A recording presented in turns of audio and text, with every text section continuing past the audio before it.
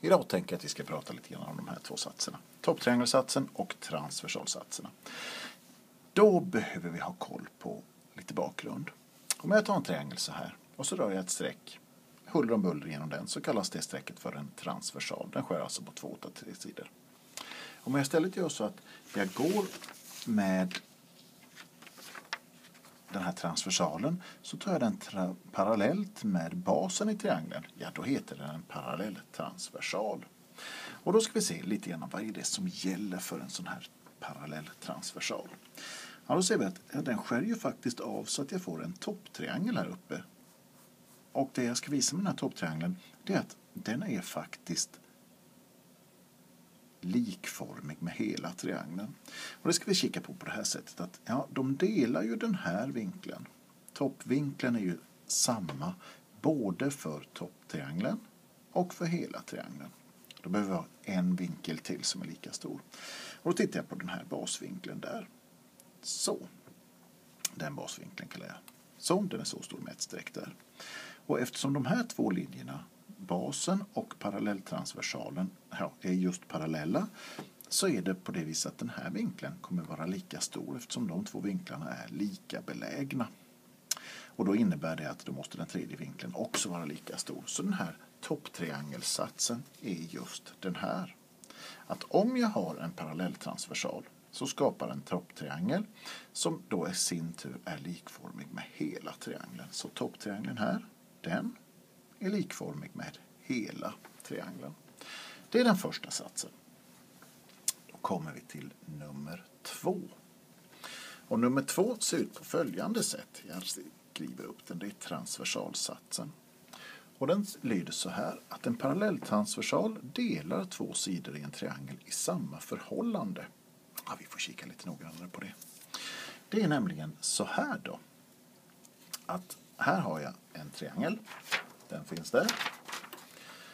Och den är en parallelltransversal. Den här sträckan där är parallell. Och så döper jag de här sidorna nu lite försiktigt. Jag döper den här till A, den till B, den till C och den till D. Och så nyttjar jag topptriangelsatsen sedan tidigare som säger att topptriangeln är likformig med hela triangeln, eller tvärtom. Och då tittar vi hela triangeln här och ser vi att A plus B i förhållande till topptriangeln A ska enligt topptriangelsatsen vara likadant som att hela sidan här, C plus D, i förhållande till topptriangelns sida C. Så det ser det ut, va? Vi snyggar lite grann, ska vi se var vi landar från någonstans. Och då ser vi att den är på gemensamt bråkstreck. Jag väljer att dela upp den så att jag får att A delat på A plus B delat på A är samma sak som C delat på C plus D delat på C. Och de där går ju ut sig till ettor så att jag får här att 1 plus B genom A är likadant som 1 plus D delat på C. Ja, jag kan subtrahera 1 från vardera sidan, så får jag att B delat på A är samma förhållande som D delat på C. Eller om vi flippar det här så har jag att A delat på B är samma sak som C delat på D. Det vill säga att parallelltransversalen delar 2 sidor i en triangel i samma förhållande. Så att förhållandet på vänstersidan A delat på B är likadant som förhållandet på högersidan C delat på D. Det är transversalsatsen. Vi ska ta ett exempel på det här också så att vi inte är helt vilse. Och exemplet blir följande. Då ska jag rita en triangel här då. Så. Där är en sida. Den är 22 lång.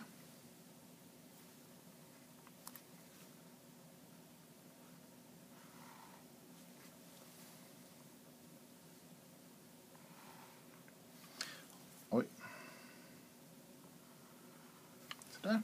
Och så ska jag dra en parallelltransversal i den här också. Så där. Så, då är den parallell med basen, alltså den parallelltransversal.